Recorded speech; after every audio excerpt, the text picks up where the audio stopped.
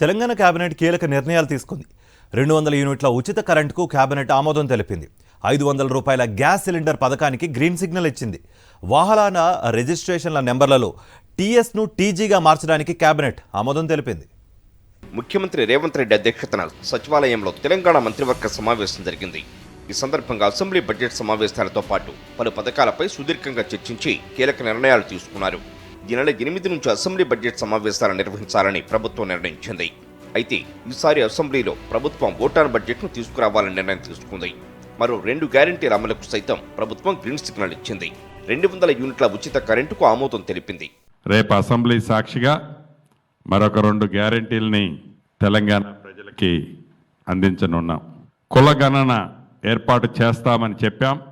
ఈరోజు కేబినెట్లో దాన్ని కూడా ఆమోదించుకోవటం జరిగింది. మంత్రివర్గం 500 గ్యాస్ సిలిండర్ పథకానికి సైతం గ్రీన్ సిగ్నల్ ఇవ్వగా వాహనాలకు సంబంధించి రిజిస్ట్రేషన్లో టీఎస్ను టీజీగా మార్చేందుకు రాష్ట్ర అధికార గీతంగా జయ జయ హే తెలంగాణ గీతానికి కేబినెట్ ఆమోదం తెలిపింది. అలాగే తెలంగాణ తల్లి విగ్రహంతో పాటు రాష్ట్ర చిహ్నంలో పలు మార్పులు చేయాలని సైతం నిర్ణయించారు. కులగణనతో పాటు అలాగే గ్రూప్ 1 ఇతర కేటగిరీల్లో ఉద్యోగ ఖాళీల గుర్తింపుపై కసరత్తుకు కేబినెట్ ఆమోదం తెలిపింది. మరో 2 గ్యారెంటీల అమలుపై అసెంబ్లీలో ప్రకటన చేస్తామని మంత్రి శ్రీధరబాబు చెప్పారు. 6 గ్యారెంటీలపై ఎవరికీ సందేహాలు అవసరం లేదని స్పష్టం చేశారు. ఉద్యోగాల భర్తీపై త్వరలోనే ప్రకటన ఇస్తామన్నారు. మంత్రివర్గ సమావేశం సుదీర్ఘంగా జరిగిందని ఈ నెల 8 నుంచి అసెంబ్లీ సమావేశాలు జరపాలని తీర్మానం చేశామన్నారు.